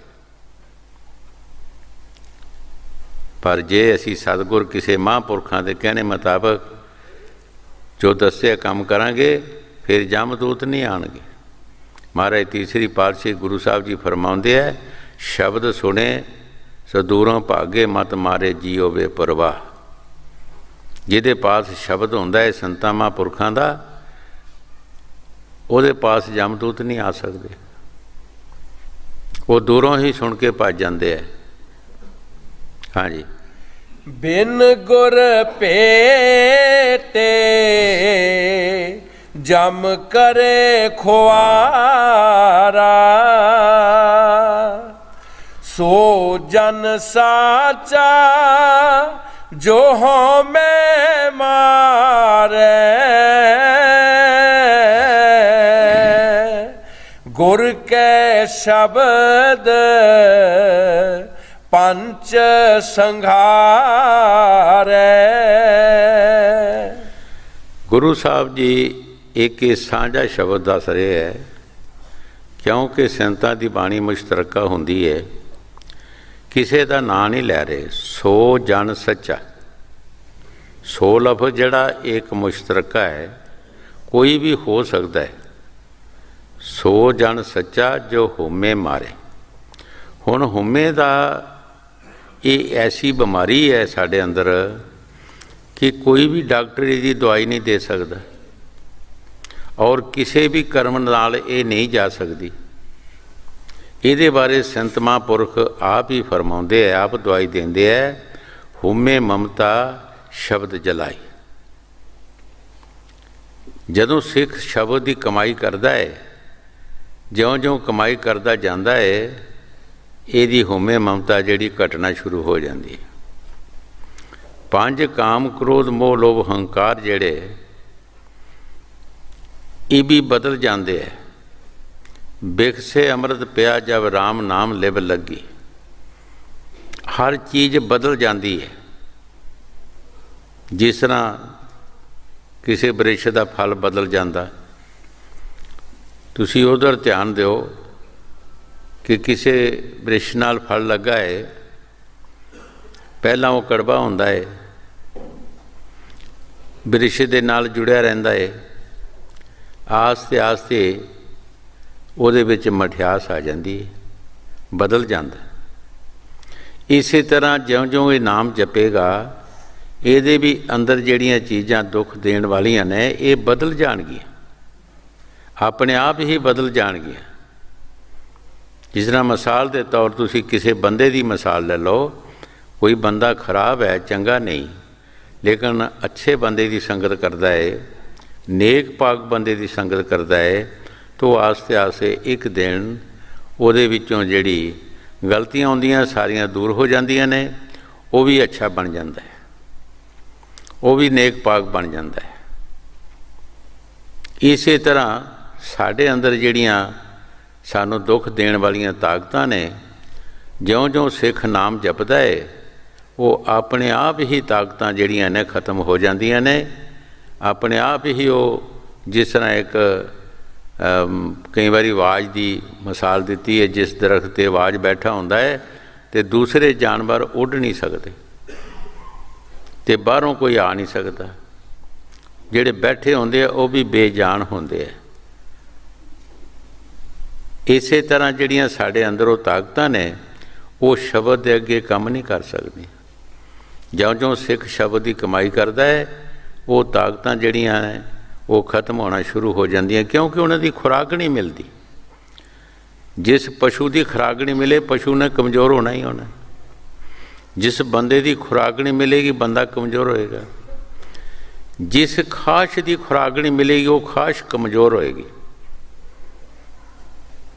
गल्लां भी उसकी खुराक है, सुनना भी उसकी खुराक है, खाना पीना भी उस चीज़ की खुराक है। असी उन्हां चीज़ां नूं तकड़ा करन वास्ते कई जहरीलियां चीज़ां खांदे हैं। उन्हां चीज़ां नूं बलदार करन वास्ते, तगड़े करन वास्ते कई चीज़ां असी जहरीलियां खांदे हैं। ते फकीरां क्यों वो चीज़ां खादियां जिहदे नाल उन्हां च बल खत्म हो गया। जंगलां विच फकीर पत्ते खोर खा के गुजारा कीता, दाल फुलका खा के उतना कि जितना हिसाब दे नाल वो खा के उन्होंने उस चीज़ नूं खत्म किया। उहदा बल जिहड़ा सी खत्म होना शुरू हो गया, क्योंकि खुराक नहीं मिली। साडे काम क्रोध नूं खुराक नहीं मिलेगी, लोभ नूं खुराक नहीं मिलेगी, अहंकार नूं खुराक नहीं मिलेगी, अपने आप ही कमज़ोर होना शुरू हो जाएंगे। जदों इन्हां दी खुराक इन्हां नूं मिलेगी, ये बलदार होणगे। पर सिख नाम जपदा है, दिन रात मेहनत करदा है। फरीद साहब ने कहा, फरीदा सुक्की गिली खा के ठंडा पानी पियो, देख पराई चोपड़ी ना तरसा जियो। ऐ फरीद, तू जिद्दां दी मिलदी सुक्की गिली खा के ठंडा पानी पी और ईश्वर की भगती कर। पराइयां देख के चोपड़ियां होइयां तू दिल नूं तरसाई ना। इस वास्ते जिहड़ियां साडे अंदर ये ताकतां ने, इन्हां दी जदों खुराक नहीं मिलती, ये अपने आप ही कमज़ोर होना शुरू हो जांदियां ने और दूसरी ताकत जिहड़ी बधना शुरू हो जाती है। जिस तरह दरख्तां दा फल मिठा हो जाता है, इस तरह इहदे अंदर भी मठियास आउणा शुरू हो जाती। हाँ जी। सो जन साचा जो हो मैं मारे, गुर के शब्द पंच संघारे, आप तरे सगले कुल तारै, आप तरै सगले कुल तारै। गुरु साहब जी बड़े प्यार दे नाल फरमा रहे है कि वो सिर्फ आप नहीं तरदे, वो सगले कुलों नूं भी तार देंदे। उन्हां फकीरां दियां निशानियां दस रहे है। सगले जिहड़े है, सगले लफज एक ऐसा है कि इहदे विच तमाम पशु परिंदे कीड़े मकोड़े दरख्त वगैरह फसल सब्जियां सब विच आ जांदियां। जिहड़ी भी उस द्वारे आ जाती है, कोई भी चीज़ वो तर जाती, पशु बन के आ जाएगा। हजूर कई बार फरमाउंदे होंदे सी कि जिस दरख्त की वो दातन करनगे वो दरख्त भी तर जाता है। जिहदे थल्ले वो छावां बैठणगे फकीर, वो दरख्त जिहड़ा वो भी तर जाता है। जिथे जाके वो भजन करनगे वो भूमि भी तर जाती है। कई बार अगे भी दसिया कि जदों कबीर साहब जी महाराज कबीर साहब दे नाल शरा वालियां ने बहुत झगड़ा किया, उल्टे फुलटे लफ्ज के निंदिया उस्तुति करना शुरू की। कबीर साहब ने सोचा कि चलो असी इत्थे काशी विच की करना हैगा, भजन करना है, किसी ऐसी जगह चलीए जिथे कोई साडे मगर जावे ना, कल्लियां बैठ के भजन करांगे। कित्थे चला गए?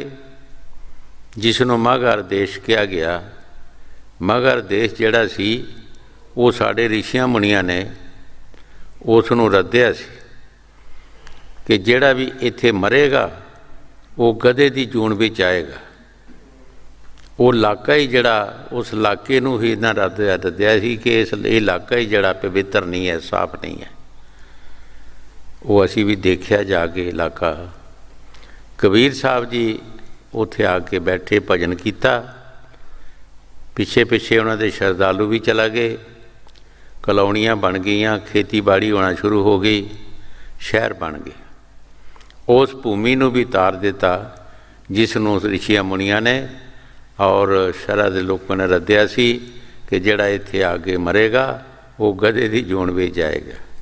लेकिन वो भूमि भी जिहड़ी तर गई। गुरमुख जिहड़े नाम जपदे है उस जमीन नूं भी, उस इलाके नूं भी तार दिंदे है जिथे वो नाम जपदे है। असी उस नूं रलदे हैं, असी उहनूं भैड़ा बनाउंदे हैं, उस नूं नाम जप के चंगा बना दिंदे है। ये जरूर फर्क हैगा, जमीन 'च भी फर्क है, हर चीज़ 'च फर्क है। जैसे जैसा जिथे काम होंदा है ਉਹਦੀ ਰੋਹ ਰਸਮ ਉਸੇ ਤਰ੍ਹਾਂ ਬਣ ਜਾਂਦੀ ਹੈ। ਇਹ ਤੁਸੀਂ ਸਾਰੇ ਜਾਣਦੇ ਹੋ ਕਿ ਸਰਵਣ ਜਦੋਂ ਆਪਣੇ ਮਾਤਾ ਪਿਤਾ ਨੂੰ ਬੈਂਗੀ 'ਚ ਪਾ ਕੇ ਤੇ ਲੈ ਕੇ ਫਿਰਦਾ ਹੁੰਦਾ ਸੀ ਤੇ ਇੱਕ ਜਗ੍ਹਾ ਐਸੀ ਆਈ ਕਿ ਬੈਂਗੀ ਛੱਡ ਕੇ ਤੇ ਕਹਿਣ ਲੱਗਾ ਮੈਨੂੰ ਮਜ਼ਦੂਰੀ ਦਿਓ, ਤਦ ਮੈਂ ਤੁਹਾਨੂੰ ਅੱਗੇ ਲੈਣਾ, ਨਹੀਂ ਤਾਂ ਨਹੀਂ ਲੈਣਾ। ਉਹ ਦੋਵੇਂ ਅੰਨੇ ਸਨ। ਉਹਨਾਂ ਸੋਚਿਆ ਇਹ ਕੀ ਬਣਿਆ, ਸਰਵਣ ਤੇ ਸਾਡਾ ਪੁੱਤ ਸਰਵਣ ਹੈ। सोचा जगह च नुक्स है, बेटा तू अगे सानू लै चल, अगे चल के तैनूं मजदूरी देने।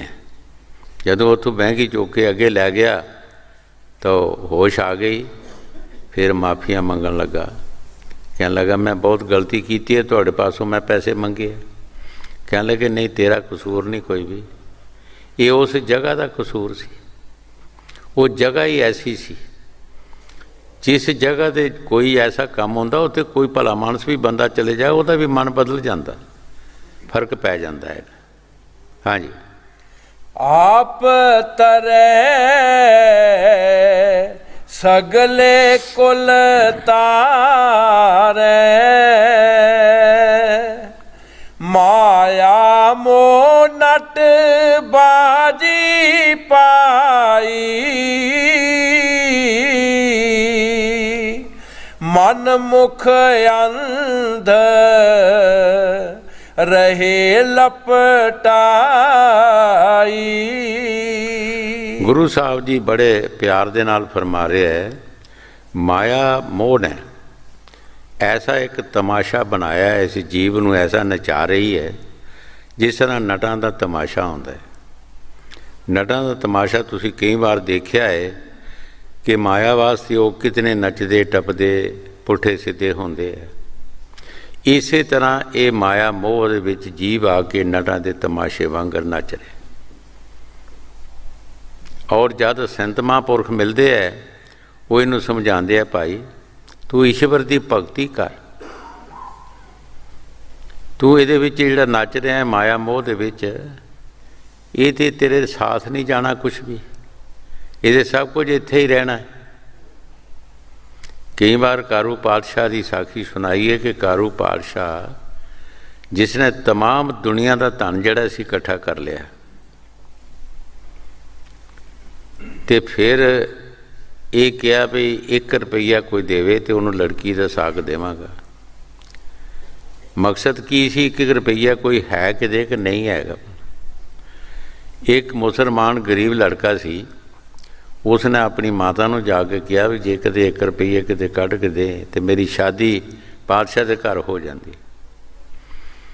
उसने कहा रुपया तो कोई है नहीं, पर जब तेरा पिता मरिया सी उहदे मूँह दे विच रुपया पाया सी, कबर पुट के देख लै जे लभ जाए तो।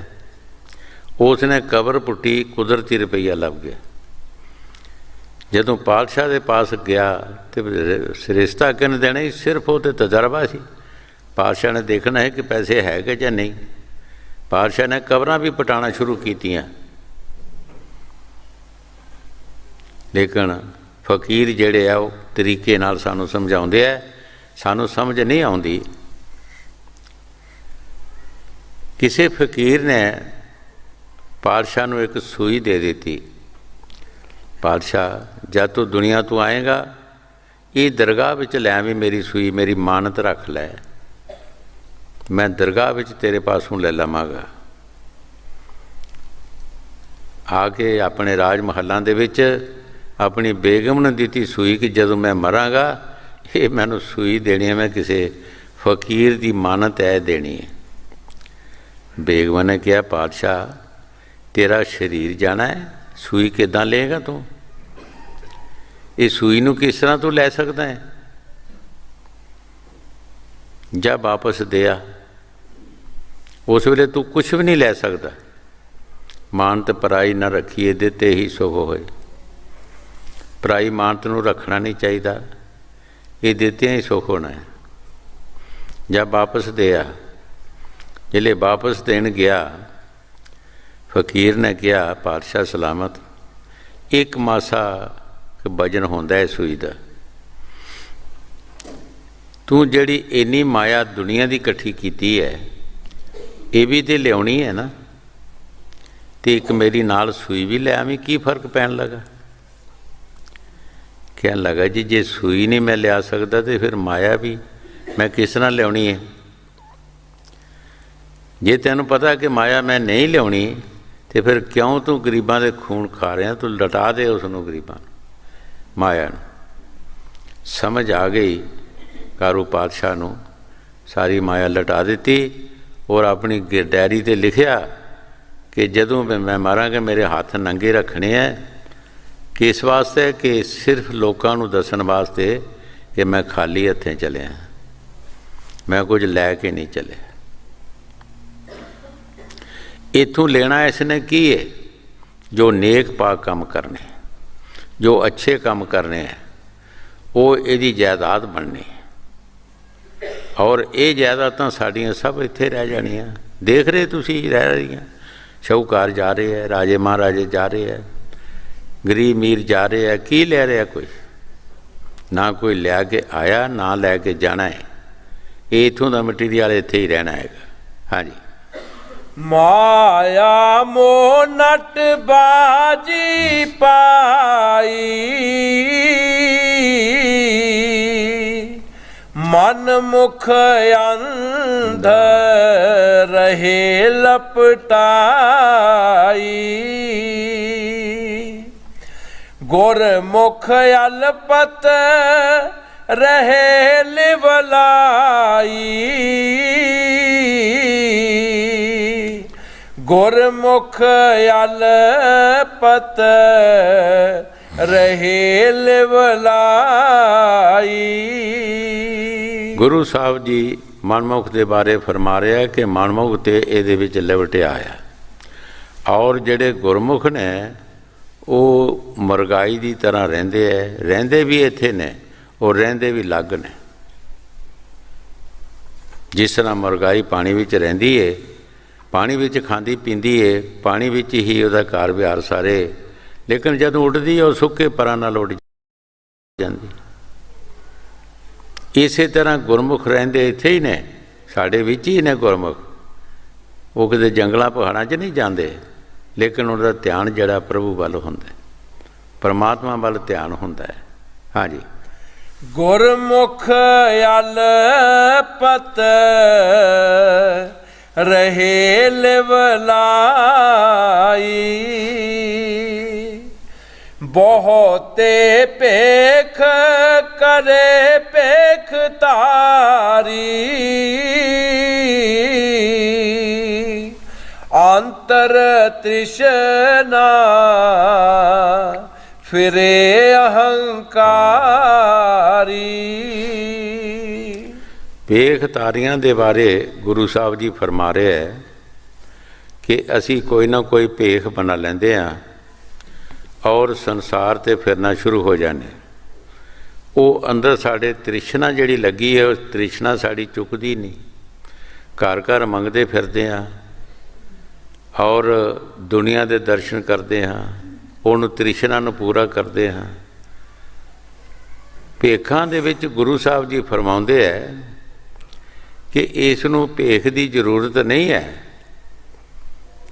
ਕਿਸੇ ਵੀ ਚੀਜ਼ ਦੀ ਤਬਦੀਲੀ ਕਰਨ ਦੀ ਜ਼ਰੂਰਤ ਨਹੀਂ ਹੈ। ਸਿਰਫ ਤਬਦੀਲੀ ਕਰਨੀ ਹੈ ਅਤੇ ਆਪਣੇ ਇਰਾਦੇ ਦੀ ਕਰਨੀ ਹੈ। ਜਿਹੜਾ ਸਾਡਾ ਇਰਾਦਾ ਗਲਤ ਪਾਸੇ ਜਾ ਰਿਹਾ ਹੈ, ਜੋ ਅਸੀਂ ਗਲਤ ਕੰਮ ਕਰ ਰਹੇ ਹਾਂ, ਅਸੀਂ ਅੱਛੇ ਕੰਮ ਕਰਨੇ, ਉਸ ਪਾਸੇ 'ਤੇ ਅਸੀਂ ਬਦਲਾਉਣ ਦੀ ਕੋਸ਼ਿਸ਼ ਕਰਨੀ ਹੈ। ਔਰ ਸਾਨੂੰ ਕੱਪੜਿਆਂ ਦੇ ਬਦਲਾਉਣ ਦੀ ਜਾਂ ਕੋਈ ਹੋਰ ਭੇਸ ਬਣਾਉਣ ਦੀ ਜ਼ਰੂਰਤ ਨਹੀਂ, ਕਿ ਉਹਦੇ ਨਾਲ ਕੋਈ ਫਰਕ ਨਹੀਂ ਪੈਂਦਾ।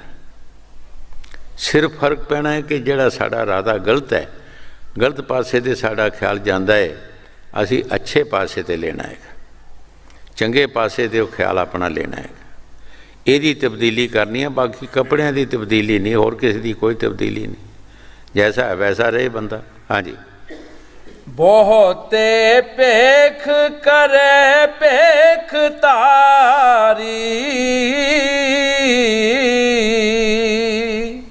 ਅੰਤਰ ਤ੍ਰਿਸ਼ਨਾ ਫਿਰੇ ਅਹੰਕਾਰੀ। ਆਪ ਨ ਚੀਨੇ ਬਾਜੀ ਹਾਰੀ। ਆਪ ਨ ਚੀਨੇ ਬਾਜੀ ਹਾਰੀ। ਗੁਰੂ ਸਾਹਿਬ ਜੀ ਬੜੇ ਪਿਆਰ ਦੇ ਨਾਲ ਫਰਮਾ ਰਹੇ ਹੈ ਕਿ ਆਪਣੇ ਆਪ ਦੀ ਪਛਾਣ ਨਹੀਂ ਇਸ ਨੇ ਕੀਤੀ, ਇੱਥੇ ਆ ਕੇ ਬਾਜੀ ਹਾਰ ਗਿਆ। ਦੁਨੀਆ ਦੇ ਕੰਮ ਕਰਦਾ ਰਿਹਾ, ਦੁਨੀਆ ਦੀਆਂ ਪਛਾਣਾਂ ਕੀਤੀਆਂ, ਲੇਕਿਨ ਆਪਣੇ ਆਪ ਨੂੰ ਨਹੀਂ ਚੀਨਿਆ। ਇਹ ਜਿੱਤ ਹੋਈ ਸੀ ਇਸ ਦੀ ਮਨੁੱਖ ਜਨਮ ਦੀ, ਲੇਕਿਨ ਇੱਥੇ ਆ ਕੇ ਫਿਰ ਇਸ ਨੇ ਉਹੀ ਕਰਮ ਕੀਤੇ, ਫਿਰ ਆਪਣੀ ਬਾਜੀ ਹਾਰ ਗਿਆ। ਹਜ਼ੂਰ ਕਈ ਵਾਰ ਕੈਦੀ ਦੀ ਸਾਖੀ ਸੁਣਾਉਂਦੇ ਹੁੰਦੇ, ਕੋਈ ਕੈਦੀ ਸੀ, ਜਦੋਂ ਉਹਦੀ ਕੈਦ ਪੂਰੀ ਹੋਈ ਅਤੇ ਆਪਣੇ ਦਰੋਗੇ ਨੂੰ ਕਿਹਾ ਕਿ ਮੇਰਾ ਬੋਰੀ ਬਿਸਤਰਾ ਇਕੱਠਾ ਨਾ ਕਰੀ। ਪੁੱਛਿਆ ਕਿਉਂ? ਕਹਿੰਦਾ ਮੈਂ ਜਾ ਕੇ ਇਹੀ ਕੰਮ ਕਰਨਾ, ਫਿਰ ਇੱਥੇ ਹੀ ਆਉਣਾ ਹੈਗਾ। ਸੋ ਸਾਡੀ ਹਾਲਤ, ਅਸੀਂ ਬਾਜੀ ਜਿੱਤੀ ਹੈ ਮਨੁੱਖ ਜਨਮ ਦੀ, ਮਨੁੱਖ ਜਨਮ ਵਿੱਚ ਆਏ ਹਾਂ ਅਸੀਂ, ਇਹ ਸਾਡੀ ਆਖਰੀ ਜਨਮ ਹੈ। ਔਰ ਇੱਥੇ ਆ ਕੇ ਅਸੀਂ ਨੇਕ ਪਾਕ ਕੰਮ ਨਹੀਂ ਕੀਤੇ, ਫਿਰ ਅਸੀਂ ਬਾਜੀ ਹਾਰ ਗਏ, ਸਾਡੀ ਹਾਰ ਹੋ ਗਈ, ਫਿਰ ਸਾਨੂੰ 84 ਵੀ ਜਾਣਾ ਪਿਆ। ਹਾਂਜੀ, ਆਪ ਨਾ ਚੀਨੇ ਬਾਜੀ ਹਾਰੀ। ਕਾਪੜ ਪਹਿਰ ਕਰੇ ਚਤਰਾਈ।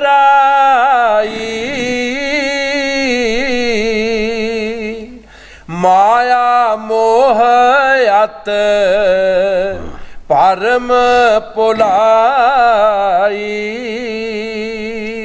ਕੱਪੜਿਆਂ ਦੀ ਤਬਦੀਲੀ ਕਰ ਲਈ, ਕੋਈ ਰੰਗਦਾਰ ਬਣਾ ਲੇ, ਕੋਈ ਹੋਰ ਤਰ੍ਹਾਂ ਬਣਾ ਲੇ। ਉਹ ਮਾਇਆ ਮੋਹ ਜਿਹੜੀ ਸਾਡੇ ਅੰਦਰ ਲੱਗੀ ਹੈ ਉਹਦੀ ਕੋਈ ਤਬਦੀਲੀ ਨਹੀਂ ਹੋਈ, ਉਹਦੀ ਕੋਈ ਤਬਦੀਲੀ ਨਹੀਂ ਹੋਈ। ਅਸੀਂ ਬਾਹਰਮੁਖੀ ਤਬਦੀਲੀ ਕਰ ਲਈ ਆਪਣੀ। ਸੰਤ ਕਹਿੰਦੇ ਆ ਭਾਈ ਤੂੰ ਅੰਦਰ ਦੀ ਤਬਦੀਲੀ ਕਰ, ਬਾਹਰ ਦੀ ਤਬਦੀਲੀ ਕਰਨ ਦੀ ਕੋਈ ਜ਼ਰੂਰਤ ਨਹੀਂ। ਅੰਦਰ ਆਪਣੇ ਇਰਾਦੇ ਨੂੰ ਤਬਦੀਲ ਕਰ, ਜਿਹੜਾ ਮਾੜੇ ਪਾਸੇ ਜਾਂਦਾ ਹੈ ਚੰਗੇ ਪਾਸੇ ਜਾਣਾ ਚਾਹੀਦਾ। ਜਿੱਧਰ ਸੰਤ ਦੱਸਦੇ ਹੈ, ਮਹਾਂਪੁਰਖ ਸਾਨੂੰ ਸਮਝਾਉਂਦੇ ਹੈ, ਉਸ ਪਾਸੇ ਦੇ ਆਪਣੇ ਧਿਆਨ ਨੂੰ ਕਰੀਏ। ਹਾਂਜੀ। ਕਾਪੜ ਪਹਿਰ ਕਰੇ ਚਤਰਾਈ,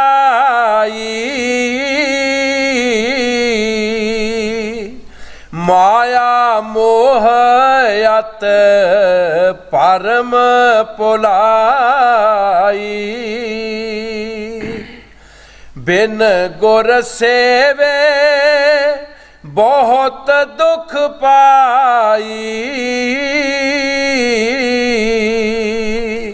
ਬਿਨ ਗੁਰ ਸੇਵੇ ਬਹੁਤ ਦੁਖ ਪਾਈ। ਗੁਰੂ ਸਾਹਿਬ ਜੀ ਬੜੇ ਪਿਆਰ ਦੇ ਨਾਲ ਫਰਮਾ ਰਹੇ ਕਿ ਭਾਈ ਬਗੈਰ ਸਤਿਗੁਰ ਦੇ ਤੈਨੂੰ ਬਹੁਤ ਹੀ ਦੁੱਖ ਪਾਉਣਾ ਪਏਗਾ। 84 ਦੇ ਵਿੱਚ ਜਦ ਅਸੀਂ ਜਾਂਦੇ ਹਾਂ ਤੇ ਦੁੱਖਾਂ ਦਾ ਕੋਈ ਅੰਦਾਜ਼ਾ ਨਹੀਂ, ਪਤਾ ਨਹੀਂ ਕਿਹੜੇ ਕਿਹੜੇ ਜਨਮ ਵਿੱਚ ਅਸੀਂ ਜਾਣਾ ਹੈ, ਕਿਹੜੇ ਕਿਹੜੇ ਦੁੱਖ ਅਸੀਂ ਪਾਣੇ ਹੈਗੇ। ਜੋ ਗੁਰੂ ਸਾਹਿਬ ਜੀ ਬਾਣੀ 'ਚ ਫਰਮਾ ਰਹੇ ਠੀਕ ਫਰਮਾ ਰਿਹਾ, ਬਗੈਰ ਸਤਿਗੁਰ ਦੇ, ਬਗੈਰ ਸਤਿਗੁਰ ਦੀ ਸਿੱਖਿਆ ਦੇ ਸਾਨੂੰ 84 ਜਾਣਾ ਪਏਗਾ ਔਰ ਬੇਸ਼ੁਮਾਰ ਦੁੱਖ ਪਾਣਾ ਪੈਣਗੇ। ਹਾਂਜੀ। ਬਿਨ ਗੁਰ ਸੇਵੇ ਬਹੁਤ ਦੁਖ ਪਾਈ, ਨਾਮ ਰਤੇ ਸਦਾ ਬੈਰਾਗੀ।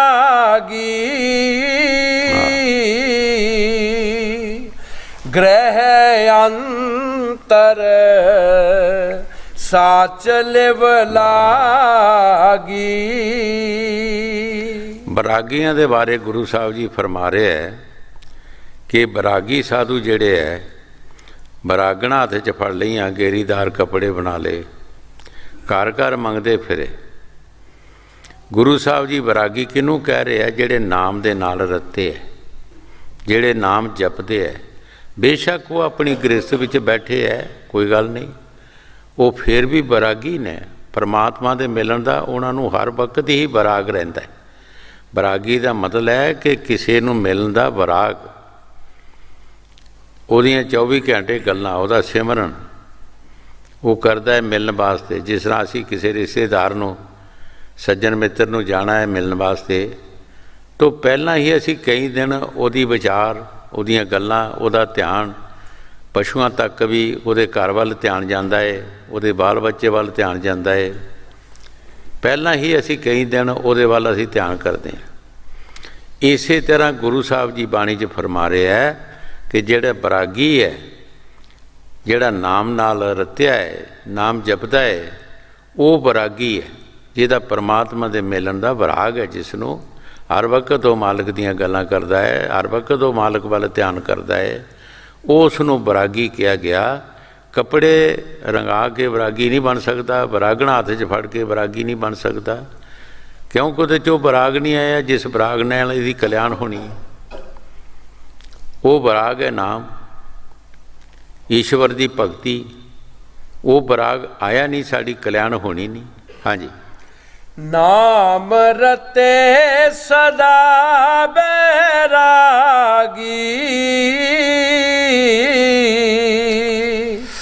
ਗ੍ਰਹਿ ਅੰਤਰ ਸਾਚ ਲਿਵ ਲਾਗੀ। ਨਾਨਕ ਸਤ ਗੁਰ ਸੇਵੇ ਸੇ ਵਡ ਭਾਗੀ। ਨਾਨਕ ਸਤ ਗੁਰ ਸੇਵੇ से वड भागी। ਹੁਣ ਗੁਰੂ ਸਾਹਿਬ ਜੀ ਸ਼ਬਦ ਸਮਾਪਤ ਕਰਦੇ ਹੋਏ ਕਿੱਥੇ ਆ ਕੇ ਮੁਕਾਈ ਹੈ ਕਿ ਭਾਈ ਜੇ ਤੂੰ ਆਪਣੇ ਭਾਗ ਬਣਾਉਣੇ ਹੈ, ਬਹੁਤੇ ਭਾਗ ਬਣਾਉਣੇ ਹੈ, ਤੇ ਫਿਰ ਸਤਿਗੁਰ ਦੀ ਸ਼ਰਨ ਵਿੱਚ ਆ, ਔਰ ਜੋ ਤੈਨੂੰ ਸਤਿਗੁਰ ਕਹਿੰਦਾ ਹੈ ਸੋ ਕੰਮ ਕਰ, ਤੇਰੇ ਬਹੁਤ ਬੜੇ ਭਾਗ ਬਣ ਜਾਣਗੇ। ਗੁਰੂ ਸਾਹਿਬ ਜੀ ਸ਼ਬਦ ਸਮਾਪਤ ਕਰਦੇ ਹੋਏ ਭਾਗਾਂ ਦੇ ਬਾਰੇ ਫਰਮਾ ਰਿਹਾ, ਨਾਨਕ ਸਤਿਗੁਰ ਸੇਵੇ ਵਡ ਭਾਗੀ। ਜਿਨ੍ਹਾਂ ਨੇ ਸਤਿਗੁਰ ਦਾ ਨਾਮ ਲੈ ਕੇ ਨਾਮ ਜਪਿਆ, ਮਿਹਨਤ ਕੀਤੀ ਹੈ, ਉਹਨਾਂ ਦੇ ਬਹੁਤ ਵੱਡੇ ਭਾਗ ਬਣ ਗਏ ਹੈ, ਜਿਹੜੇ ਮੁੱਕਣ ਜੋਗੇ ਨਹੀਂ ਰਹਿੰਦੇ, ਬੇਸ਼ੁਮਾਰ ਭਾਗ ਬਣ ਜਾਂਦੇ। ਅਸੀਂ ਦੁਨੀਆ ਦੇ ਕੰਮ ਬਥੇਰੇ ਕਰਦੇ ਹਾਂ ਭਾਗ ਬਣਾਉਣ ਵਾਸਤੇ, ਲੇਕਿਨ ਉਹ ਸਾਡੇ ਭਾਗ ਜਿਹੜੇ ਹੈ ਅਸਲੀ ਨਹੀਂ ਬਣਦੇ, ਨਾਸ਼ਵਾਨ ਭਾਗ ਬਣਦੇ ਹੈ, ਜਿਹੜੇ ਸਾਡੇ ਪਾਸ ਰਹਿੰਦੇ ਨਹੀਂ, ਔਰ ਜ਼ਿੰਦਗੀ ਦੀ ਸਾਡੀ ਬਿਮਾਰੀ ਬਣ ਜਾਂਦੀ ਹੈ। ਜਿਹੜੇ ਸੰਤ ਭਾਗ ਕਹਿੰਦੇ ਹੈ, ਇਹ ਅਸਲੀ ਭਾਗ, ਇਹਨਾਂ ਨਾਲ ਸਾਡੀ ਜ਼ਿੰਦਗੀ ਜਿਹੜੀ ਹੈ ਇਹ ਸਫਲ ਹੋ ਜਾਂਦੀ ਹੈ, ਸਾਡਾ ਆਉਣਾ ਸਫਲ ਹੋ ਜਾਂਦਾ ਹੈ। ਅਸੀਂ ਆਪਣੇ ਘਰ ਚਲੇ ਜਾਂਦੇ ਹਾਂ, ਮਾਲਕ ਦੇ ਨਾਲ ਮਿਲ ਜਾਂਦੇ ਹਾਂ। ਕਹਿ ਦਿਓ ਸਮੁੰਦਰ ਦੀ ਬੂੰਦ ਸਮੁੰਦਰ ਚਲੇ ਗਈ, ਉਹ ਵੀ ਸਮੁੰਦਰ ਬਣ ਗਈ। ਅਸੀਂ ਉਸ ਮਾਲਕ ਦੇ ਸਮੁੰਦਰ ਦੇ ਵਿੱਚੋਂ ਕਤਰਾ ਨਿਖੜੇ ਹਾਂ, ਔਰ ਫਿਰ ਮਿਲ ਮਿਲਾ ਕੇ ਅਸੀਂ ਉਸੇ ਸਮੁੰਦਰ ਵਿੱਚ ਦਾਖਲ ਹੋ ਗਏ। ਕੌਣ ਆਏ ਕੌਣ ਜਾਏ, ਸੁਖ ਹੀ ਸੁਖ ਹੈਗਾ। ਹਾਂਜੀ, ਨਾਨਕ ਸਤਿਗੁਰ ਸੇਵੇ ਸੇ ਵਡ ਭਾਗੀ।